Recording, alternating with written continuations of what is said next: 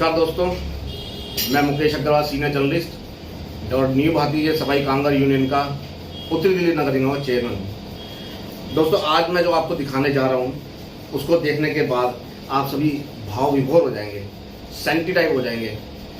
दोस्तों, एक सरकारी डिपार्टमेंट जिसको एमसीडी बोलते हैं, यानी म्युनिसिपल कॉर्पोरेशन ऑफ दिल्ली।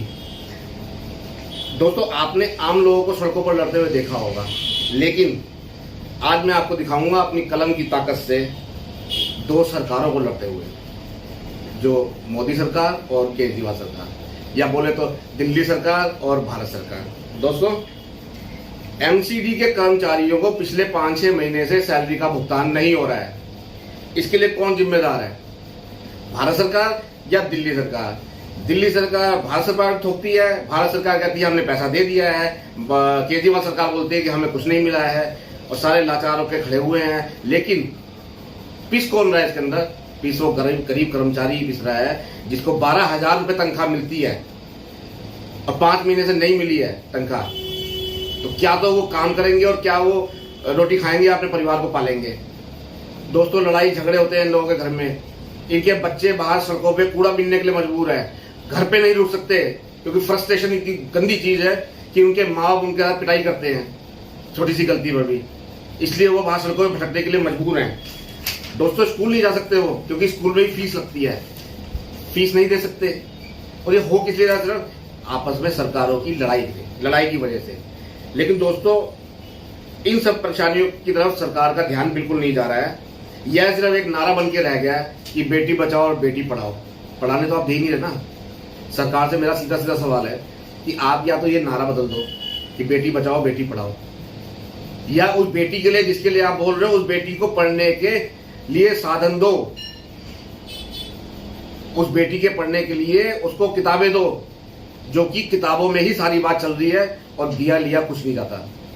सरकार कह देती है एक नया सिर्फ वोट बैंक बढ़ाने के लिए अपना कि हम बेटी बचाओ बेटी पढ़ाओ, सारी बेटियां पढ़ेंगी भारत देश की।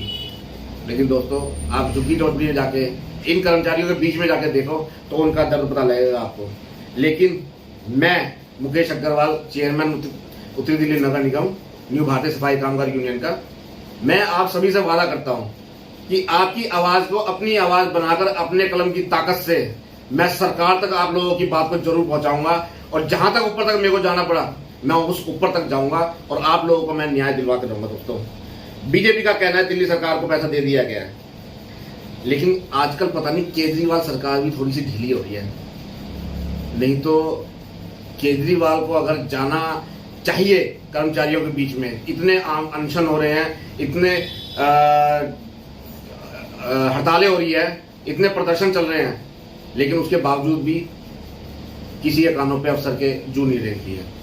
कर्मचारी आते हैं, बेचारे रोते हैं, पीटते हैं, कुछ फर्क नहीं पड़ता किसी को। लेकिन ये समस्या जैसी थी वैसी की वैसी है, ठीक है ना? ये सब कैसे क्यों हुआ, ये सब क्यों हुआ, ऐसा किसी के पास जवाब नहीं है। लेकिन ये सब हुआ निगम के 3 टुकड़े करने की वजह से। जो काम पहले 1 रुपए में चलता था, उस काम को 3 रुपए देने पड़ते हैं, क्योंकि तीनों की तीनों एमसीडी अपनी अपनी चलाती है। नॉर्थ एमसीडी में सबसे कम पैसा क्यों है? नॉर्थ एमसीडी में सबसे कम पैसा क्यों है? क्योंकि यहां पे करप्शन ज्यादा है। पेट खाली है अफसरों के, पहले अपना पेट भरेंगे या पहले जनता को, कर्मचारियों को, उस गरीब आदमी को देंगे जो सिर्फ 12,000 रुपये तनख्वाह पाता है और अपने घर को ढंग से नहीं पाल पाता है। दोस्तों, 1996 के बाद से 1996 की भर्ती के आज तक भी कितने साल हो गए हैं, एक भी कर्मचारी पक्का नहीं हुआ है आज तक। और 2006 के बाद सन 2000 के बैच के जो लड़के भर्ती हुए थे, 25 साल की उम्र थी, आज उनकी उम्र 45 साल हो गई है, रिटायरमेंट के करीब है, लेकिन वो भी कच्चे में है।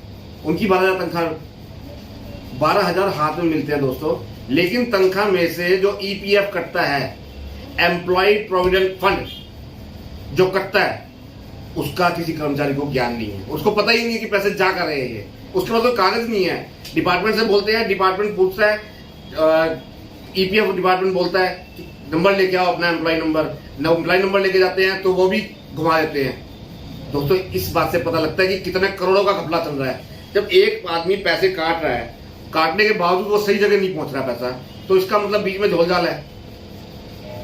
ये जितने भी अफसर हैं ये करते हैं। एक फोर्थ क्लास में, मतलब फोर्थ कैटेगरी में जो कर्मचारी लगता है, उसका काम, शुरुआती काम जो है झाड़ू लगाने से शुरू होता है। झाड़ू लगाते लगाते उसको सीवर में भी उतार देते हैं। दोस्तों, मैं और आप उस सीवर के पास खड़े भी नहीं हो सकते, खड़े नहीं हो सकते बिना रुमाल मुंह पे लगाए, और वो अपना सर तक सीवर के अंदर दे देते हैं, पूरा उस गंदगी में डूब जाते हैं जहां पे हम और आप जैसे लोग खड़े नहीं हो सकते। और कुछ बाहर आते हैं वापिस, कुछ अंदर ही रह जाते हैं। सरकार ने वादा किया था, दिल्ली सरकार ने, कि ऑन ड्यूटी कर्मचारी कोई शहीद होगा तो हम उसको 1 करोड़ रुपया तुरंत देंगे। भारत सरकार ने ऐलान किया कि हम उस कर्मचारी को 10 लाख रुपए तुरंत देंगे। एमसीडी ने कहा हम 5 लाख रुपए उस कर्मचारी को तुरंत देंगे। कहां देंगे? किसी के पास अकाउंट ही नहीं है। सब बातें शुरुआती और चुनावी मुद्दा बनती हैं और उसके बाद ठन को पाला। दोस्तों, ये चीज कब तक चलेगी और मैं अकेला आवाज कब तक उठाऊंगा? अब मुझे आप लोगों का साथ चाहिए। अगर आप लोग मेरे साथ हैं तो मैं जिस भी ऑफिसर के पास जाके कागज दिखाने या ये वीडियो दिखाऊंगा, मेरे को अगर थोड़ी सपोर्ट करेंगे आप लोग, सिर्फ मुझे लाइक करेंगे, शेयर करेंगे मेरी वीडियो को, तो शायद उस करप्ट आदमी तक, उस करप्ट अधिकारी तक मेरी वीडियो पहुंचे और उसका दिमाग, उसकी सोई हुई आत्मा जागे, उसके जमीर में भी चुलबुली हो कि मैं क्या कर रहा हूं, उसको समझ में आए कि गरीब का खून चूसने की वजह से उसके साथ भी कुछ भी हो सकता है। दोस्तों, गरीब को मत रुला, गरीब खो देगा। भगवान का दिया तू जड़ से खो देगा, ये एक नारा है गरीब के लिए। दोस्तों, मैं थोड़ा शायद एक्साइटेड हो गया हूं, लेकिन गरीब के साथ हूं, इसलिए शायद